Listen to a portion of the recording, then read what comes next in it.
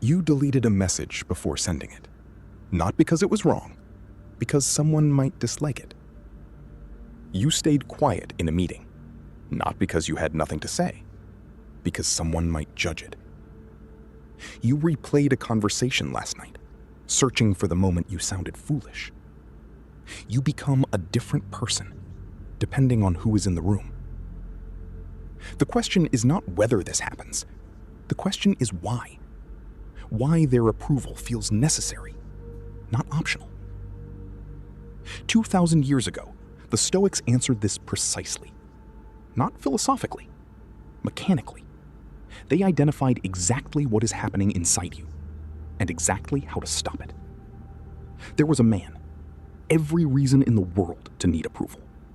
No freedom, no power, no choice. He was owned. He needed nobody's approval. His name was Epictetus.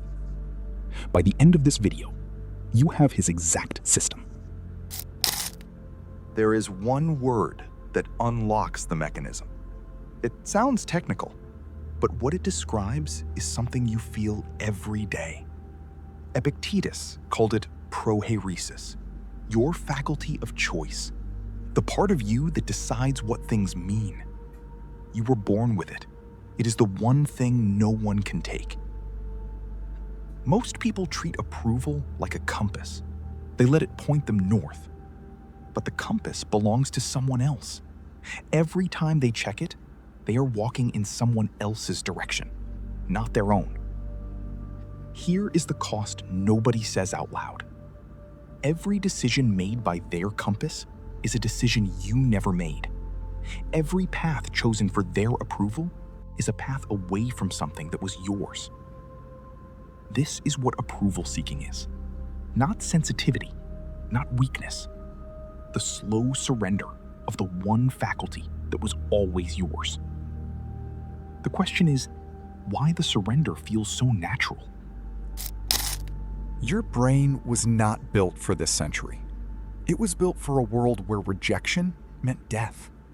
30,000 years ago, being cast out of the group meant no food, no shelter, no survival. The brain learned this deeply. Modern psychologists found something about how this works. Your self-esteem is not really about how you see yourself. It is a live reading of how accepted you feel by others. A biological gauge, running constantly, without your permission. When someone disapproves of you, the brain treats it as a survival threat. Research confirms social rejection activates the same brain regions as physical pain, but the threat has changed. The code has not. You are not fighting for survival. You are deleting a text message, and the system cannot tell the difference. He was a slave, and he understood something about the code that changed everything. One distinction, 2 columns. That is the entire framework. Column 1, what is in your control? Your judgments, your choices, your responses. Column 2, everything else. Other people's opinions, their reactions, their verdicts. Most people spend their lives trying to influence column 2. They adjust their words, their appearance, their entire personality, all aimed at something that was never theirs to control. But here is what column 2 costs. Every hour spent managing their opinion is an hour not spent deciding your own. You can spend a lifetime rearranging yourself for someone else's approval, and at the end of it, you will have lived their preferences, not yours. Something happened to Epictetus that made this undeniable, not as philosophy, as a physical experience he could not ignore. He was owned. His master was Epictetus, cruel, powerful, used to complete control. One day, Epictetus grabbed Epictetus by the leg. He began to twist it, slowly, deliberately. Epictetus looked at him and said, "You are going to break it." Epictetus continued. The leg broke. Epictetus said, "Did I not tell you?" No anger, No desperation. No pleading. His leg had just been broken, and he spoke the way you speak when something predictable happens. Because to Epictetus, his master had no power over anything that mattered. He could break the leg. He could not break the judgment. He could control the body. He could not reach the prohairesis. The leg was column 2. The response was column 1. Why does another person's opinion have access to my peace at all? 3 solutions exist. Everyone tries them. All 3 fail. First, go cold. Build walls. Make yourself unreachable. But the opinion still runs inside you. You just stop letting anyone see you look for it. The wall is not freedom. The wall is a more private approval problem. Second, earn your way out. Accumulate enough success, enough respect, then the need will stop.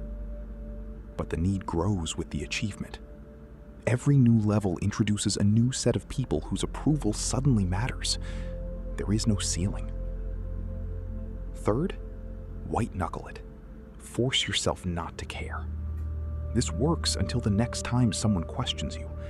Then the feeling returns. Bigger, because you suppressed it, and it waited. None of these fail because you are weak. They fail because they target the symptom. The problem is where you place the value. The Stoics found a different door. The method is not philosophy. It is 3 moves in real time. Here is what it looks like.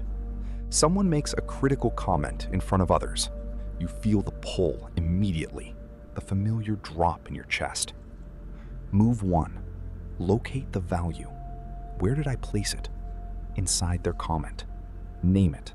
Do not judge it. Just see it clearly. Move 2. Apply the column. Their comment is column 2. It was never yours to control. This is not dismissal. This is accuracy. Move 3. Return to column 1. Your judgment of the situation. Your choice of response. These were always yours. They are still yours. The whole sequence takes seconds. It becomes faster with practice. But one question stays. What about those who already have status? Those for whom approval should not even be a problem. The most powerful man alive. Emperor of Rome. Commander of the largest army on earth. He could not escape it either. Marcus Aurelius wrote this to himself in private. How much easier life becomes when you stop seeking praise. He wrote it more than once, not as a philosophical principle, as a reminder. Because the mechanism does not stop for emperors. The pull came back every time. Think about that. He had every external proof of worth that exists. He could have anyone removed from his presence. He had armies, palaces. He still sat alone and wrote himself a note. In a journal he never planned to show anyone. If status solved the problem, there would be no note. The problem is not your circumstances. It was never your circumstances. And structure requires a daily practice. Every evening, 3 questions. Where today did I hand my prohairesis to someone else? Not to judge it, just to see it. What did I do or not do because of what they might think? The words I chose, the silence I kept, the action I delayed. What would I have done if their opinion had 0 access to my peace? That 3rd question is the one that matters. Not because you will always have an answer, because asking it reveals the gap between the life you are living and the life that is actually yours. After 30 days, the moments still happen, but you see them faster. The grip is shorter. the return to column 1 is quicker. After 60 days, some report the question stops feeling necessary. Column 1 becomes the default. That is not the goal yet. The goal now is noticing. And what you notice will change how you understand judgment itself. Here is the one thing that changes how all of it feels. You have been treating other people's opinions as information about you. They are not. They are information about them. When someone judges you, they are revealing their own standards, their own fears, their own unsettled questions. Their opinion is a data point about their inner life, not a verdict about yours. The person who needs to put others down is showing you his own structure. Someone who withholds approval is revealing where they place their own value. A group that rejects difference is showing you what it is afraid of. This is not a defense mechanism. This is accuracy. You have been reading their judgment as a mirror. It was never a mirror. It was a window into them. That change does not just change the system, it changes how the system feels. Epictetus never tried to be understood. He tried to understand. He understood the mechanism. He understood the column. He understood that another person's opinion was data, not authority.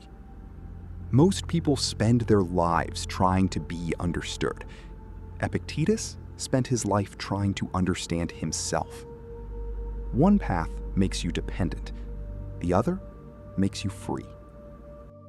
What is available to you is not the absence of feeling, something more durable. The ability to see where you place the value and bring it back. The person who has done this work does not need to announce it, does not need to perform calm. They walk into every room the same person they walked in as. That is column 1 as the default. Anger is next. Most people believe the Stoics wanted to eliminate anger. They did not. They used it as information. That is the next video. Marcus Aurelius returned to the same struggle again and again. In private notes never meant to be read. The noise of other people's judgments, the pull toward approval, even from the very top of the world. He did not perform calm in those pages. He worked through it, openly, like a man doing the actual work, not displaying the result. He also wrote about anger, what the Stoics actually believed it was. Not the enemy, not something to suppress, a signal, pointing towards something in column 1 that needed attention. That system is the next video. If watching this made one thing clearer, the work has already started. The column is in your hands. It was always in your hands. Watch the next video.